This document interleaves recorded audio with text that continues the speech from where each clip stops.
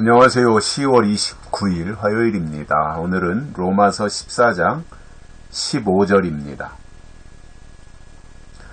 만일 식물을 인하여 네 형제가 근심하게 되면 이는 네가 사랑으로 행치 아니함이라.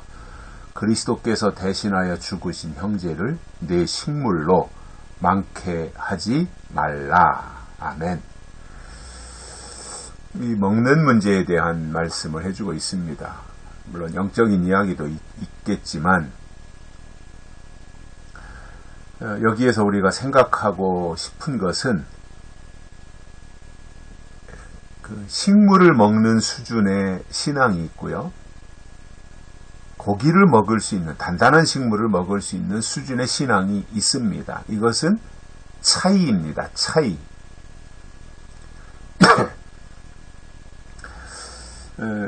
그리고 이러한 차이에 대해서 내가 고기를 먹는다고 해서 식물을 먹는 사람을 무시한다든가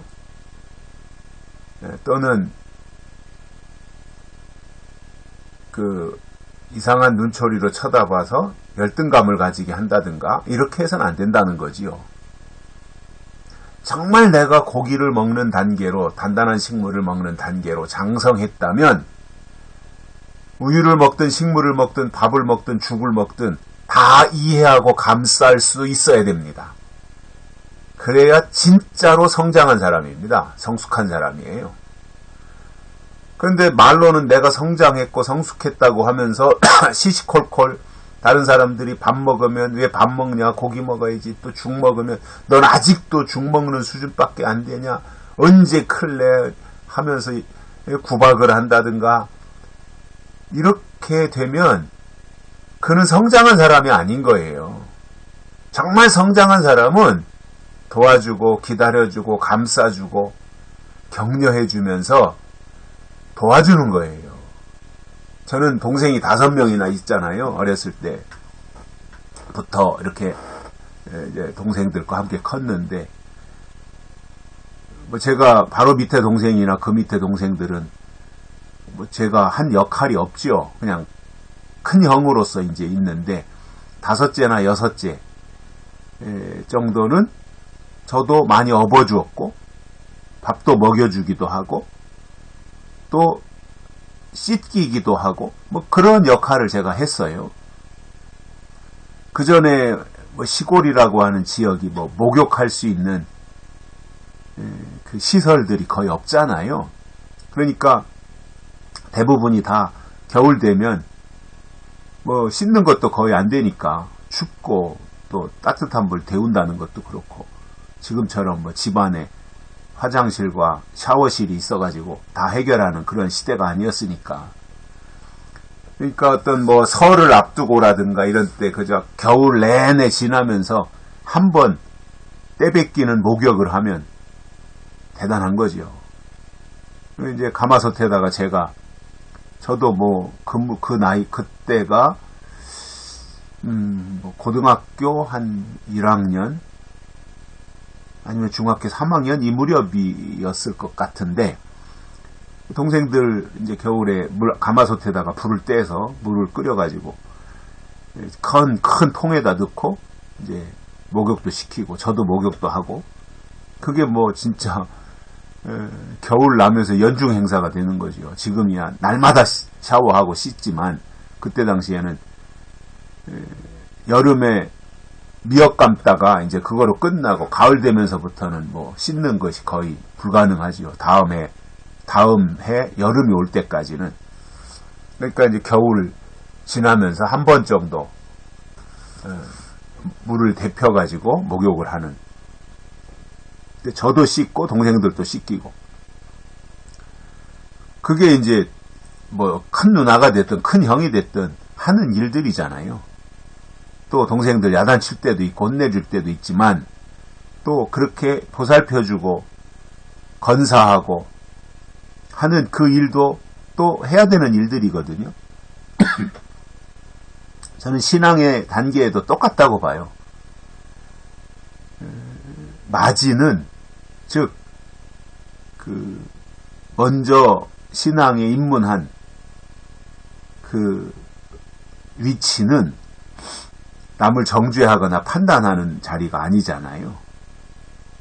도와주고 기다려주고 감싸주고 씻기고 입히고 먹이고 신기고 뭐 이런 것들을 다 하는 자리예요.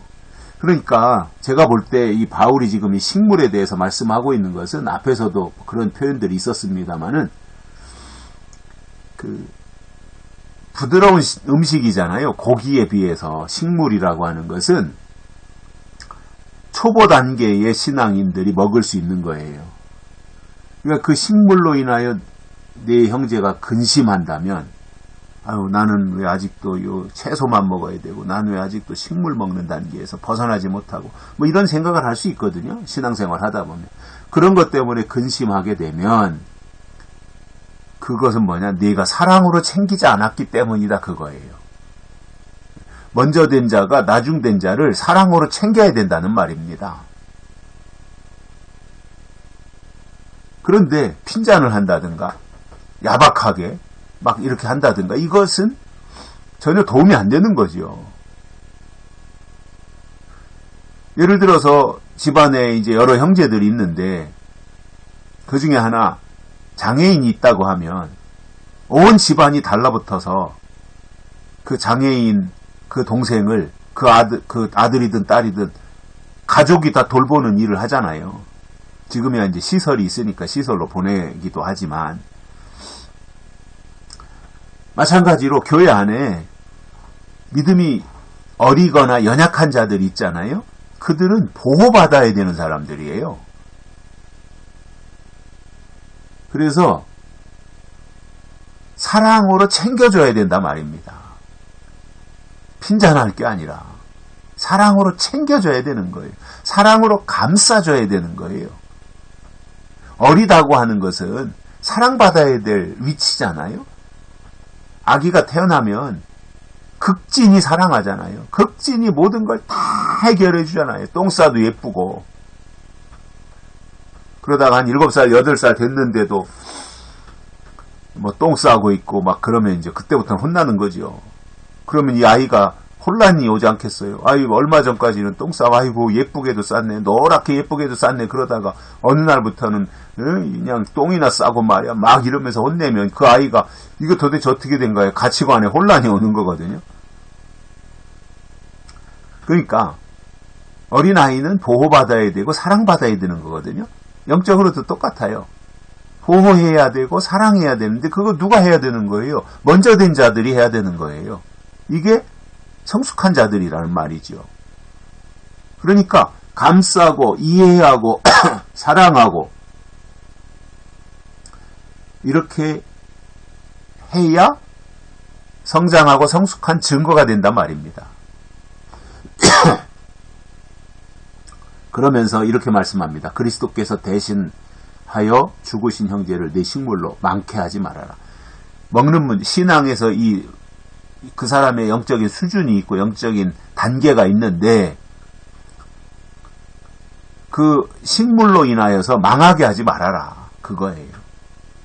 괜히 정죄하지 말고 사랑으로 감싸고 사랑으로 기다려주고 포용하고 하는 이것이 교회에서 중직들이 해야 될 일들입니다. 영적으로 성장했다면, 영적으로 성숙했다면 하나님 앞에 이제 갓 태어난 어린 영혼들을 그렇게 감싸고 관리해야지 그것으로 망하게 해서는 안 된다라고 하는 것을 경고해주고 있습니다. 여기까지 하겠습니다. 고맙습니다.